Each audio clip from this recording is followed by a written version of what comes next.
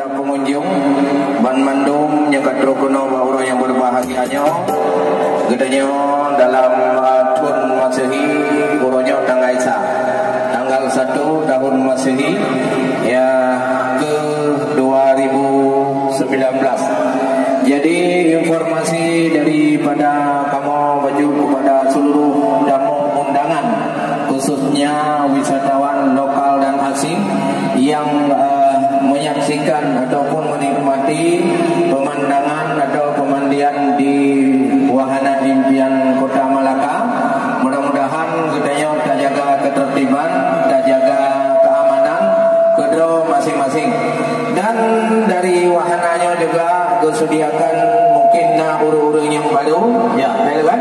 Ya, disediakan dengan berbagai macam menu khas Aceh besar, ya. Khususnya samahani, ya, ya.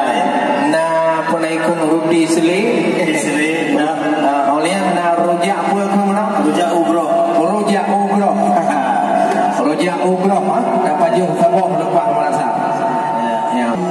Jadi para pengunjung sekalian di wahana yang begitu adem ayem ini, semoga dengan kedatangan Bapak Ibu semuanya kami di sini juga terhibur selalu. Iya. Dan juga bagi ibu-ibu yang jauh dari kampung, inilah bukan Selat Malaka tapi ini daerah Malaka. Ya. Ya, untuk mencintai yaitu budaya draw katanya. Mari adut dapat lagu bunga jumpa. Yana urang request pernah gubengah itu kudengo ya dapat lagu bunga je. Mana? Dapat urang je na tiga ba lagu bunga jumpa. Nya ngau urang Aceh galak lagu Aceh walaupun dut takarang yang lain itu ya. Tapi bunga jumpa ada lagu sama pengantin. Okey. Cek. Hey, hey.